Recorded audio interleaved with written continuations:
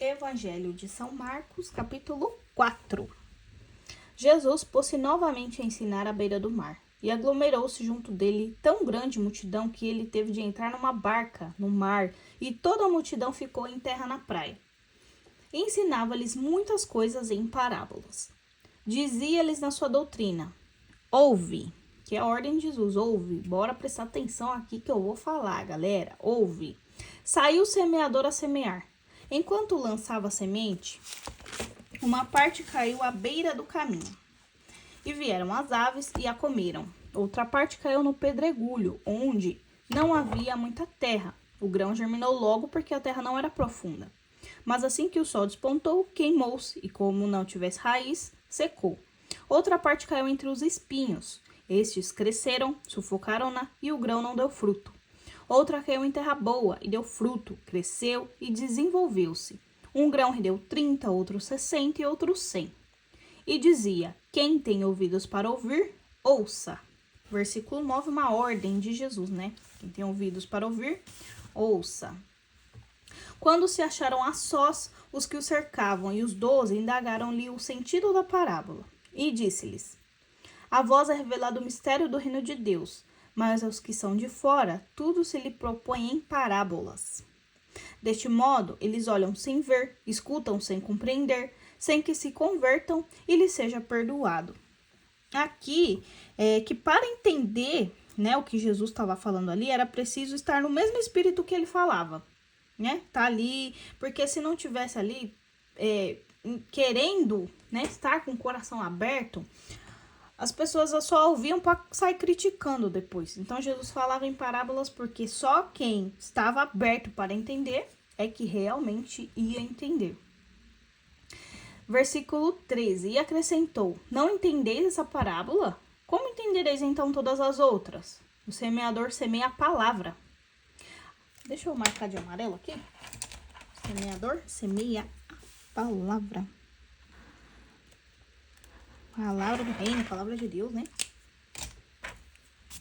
Alguns se encontraram à beira do caminho, onde ela é semeada. Apenas a ouvem. Vem Satanás tirar a palavra nele semeada.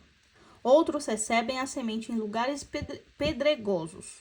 Quando a ouvem, recebem-na com alegria. Mas não têm raiz em si, são inconstantes. E assim que se levanta uma tribulação, uma perseguição por causa da palavra, eles tropeçam. Outros ainda recebem a semente entre os espinhos, ouvem a palavra, mas as preocupações mundanas, a ilusão das riquezas, as múltiplas cobiças sufocam-na e a tornam infrutífera. Aqueles que recebem a semente em terra boa, escutam a palavra, acolhem-na e dão fruto, 30, 60 e 100 por um. Que nós sejamos essa terra boa, né? Que nós estejamos com o coração aberto para ouvir, para entender e para ir, espalhando, né? Acolher, dar frutos. Estamos aqui, firmes e fortes. Vamos dar frutos com a palavra de Deus, né? Outras parábolas. Dizia-lhes ainda: traz-se porventura a candeia para ser colocada debaixo do alqueire ou debaixo da cama? Não é para ser posta no candeeiro? Porque nada há oculto que não deva ser descoberto, nada secreto que não deva ser publicado.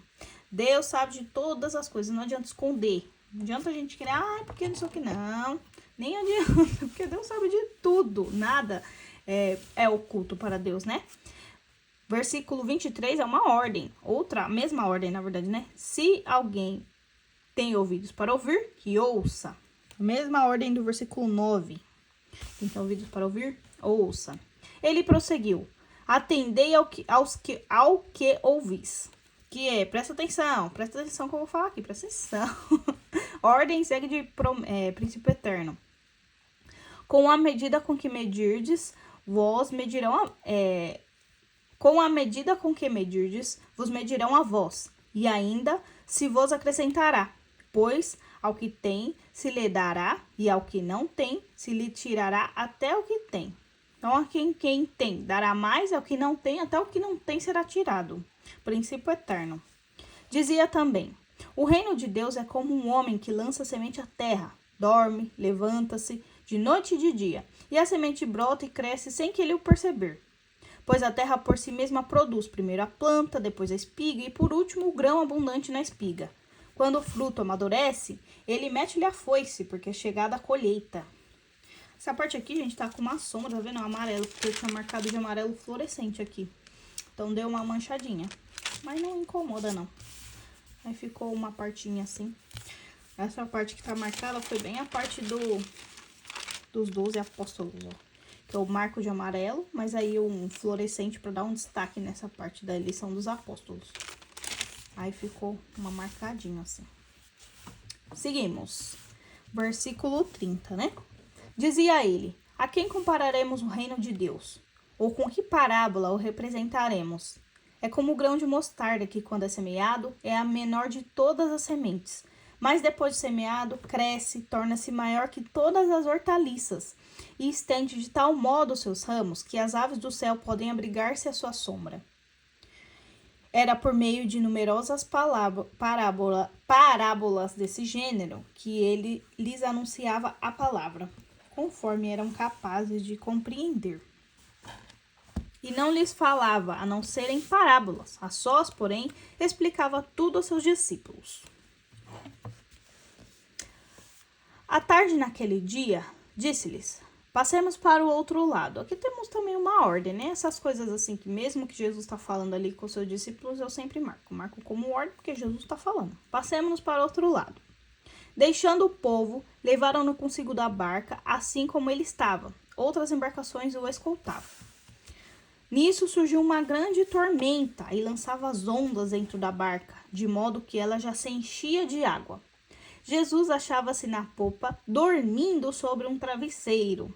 Gente, Jesus estava cansado. Tanta coisa que ele estava fazendo, pregando e fazendo milagres. Jesus estava cansado, estava com sono. Ele dormiu ali e segue.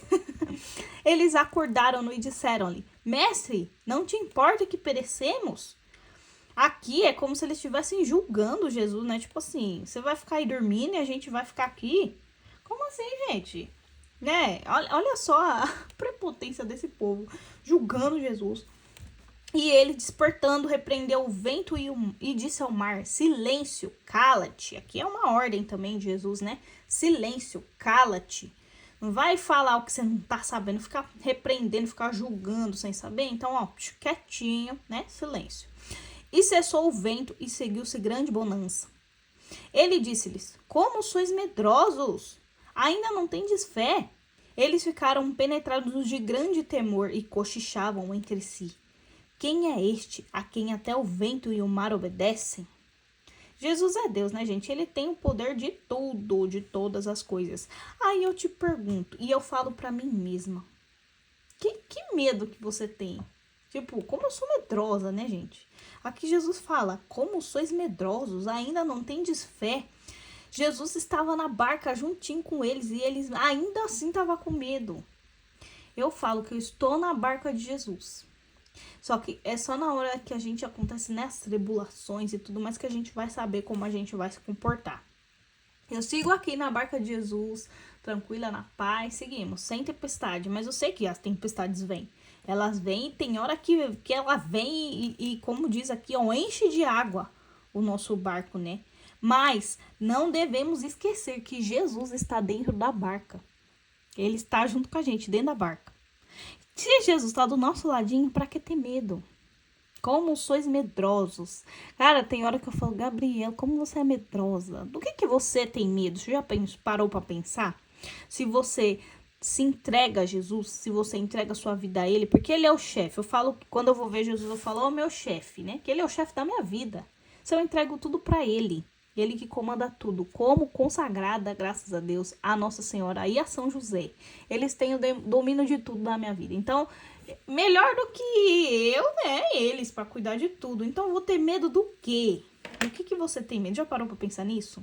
Imagina Jesus estando do seu lado, você ali se tremendo de medo. Jesus fala: meu, como você é medrosa? Eu tô aqui, você não tem fé, não?